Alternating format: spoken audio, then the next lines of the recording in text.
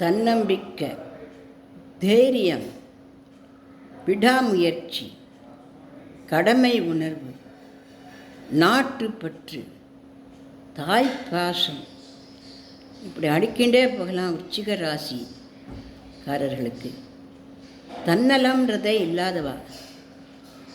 இந்த உலகத்தில் தன்னால் முடிஞ்ச வரைக்கும் நம்ம 4 பேருக்கு நல்லது பண்ணணும் அப்படின்னு உழைப்புக்கு அஞ்சாதவா. இராணுவத்தில் எல்லாமே சேர்ந்து நாட்டை காப்பாற்றுறதுக்கெல்லாம் கூட உழைக்கிறவா. குடும்ப தலைவனாக இருந்தாலும் குடும்ப தலைவியாக இருந்தாலும் யார் தப்பு பண்ணாலும் அவளை தண்டிக்கிறவா, கோச்சிக்கிறவா. அந்த கோச்சிக்கல்ல என்ன இருக்குன்னா அந்த குழந்தையினுடைய எதிர்காலமே பிரகாசமாக வரும்.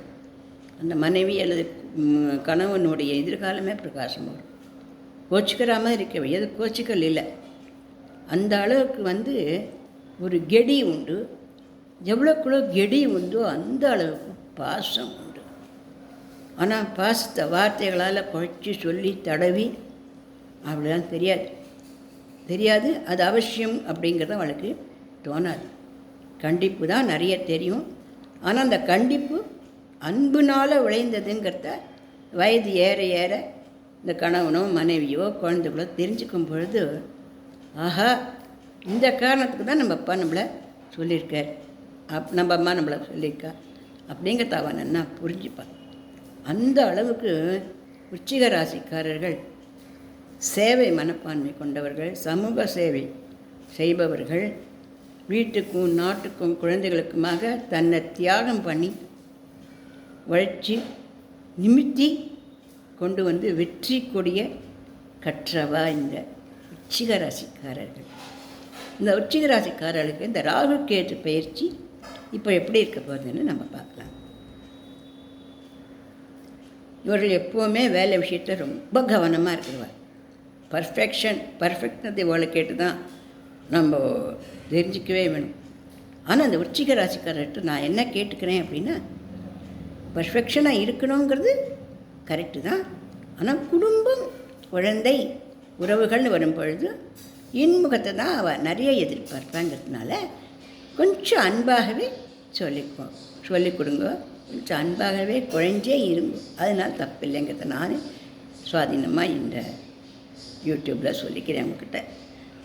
இந்த விருச்சிகக்காரர்களுக்கு இப்போ வேலையில் இருக்கிற கவனம் கொஞ்சம் குறையிறது.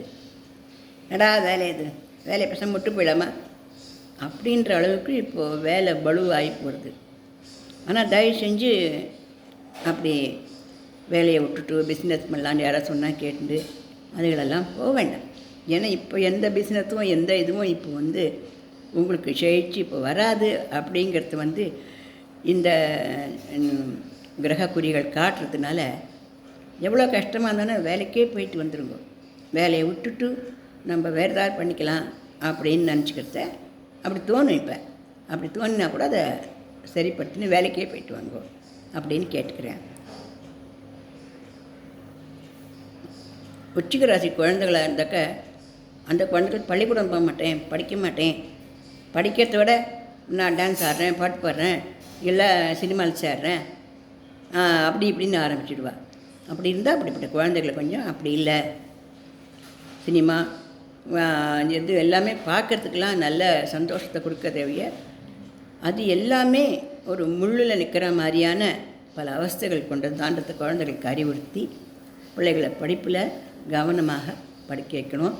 வேண்டாத குழந்தைகளோட, அதாவது படிக்காத ஒரு சுற்றி இருக்கலாம் நினைக்கிற குழந்தைகள் பண்ணுவா இல்லையா, அந்த குழந்தைகளோட சேராமல் பார்த்துக்க வேண்டியது இந்த 1.5 வருஷத்துக்கு ரொம்ப ரொம்ப முக்கியம். நன்னா படிப்பாள், நன்னா வருவாள். இப்போ கொஞ்சம் மனசு அந்த மாதிரி போயிடும். அதனால் அந்த மனசை திருப்பி கொண்டு வர வேண்டியது பெற்றோர்களுடைய கடமை. யாருக்கும் கடன் கொடுக்காதுங்க, யார்கிட்டேருந்து எந்த கடனும் வாங்காதுங்க. அது இப்போ கடன் கொடுத்தா திரும்பி வராது. அதனால்தான் வயிற்றுக்கு வேலைக்கு என்ன உணவு ஒத்துக்கிறதோ அதை நல்லா சாப்பிட்டுக்கோங்க.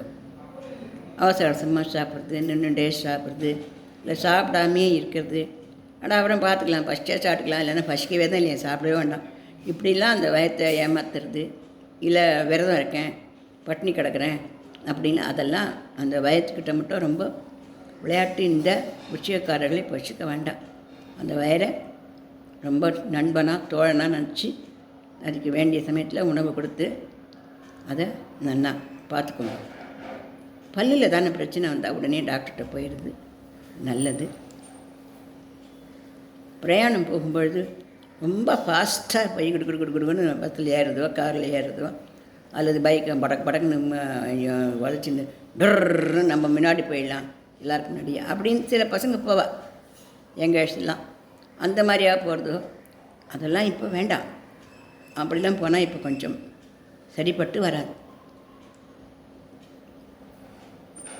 சட்டநாதர் ஆலயத்துக்கு போயிட்டு வர்றது ரொம்ப நல்லது. தோல் சம்பந்தப்பட்ட நோய்கள்லாம் பாதிக்கும் அப்படின்னு வரதுனால தோலுக்கும் வயருக்கும் ரொம்ப சம்மந்தம் உண்டு. அதனால் வயரை நன்னா பார்த்தினாலே தோல் சம்பந்தப்பட்ட நோய்கள் வராது. சோப்பு இப்போல்லாம் மாற்ற வேண்டாம்.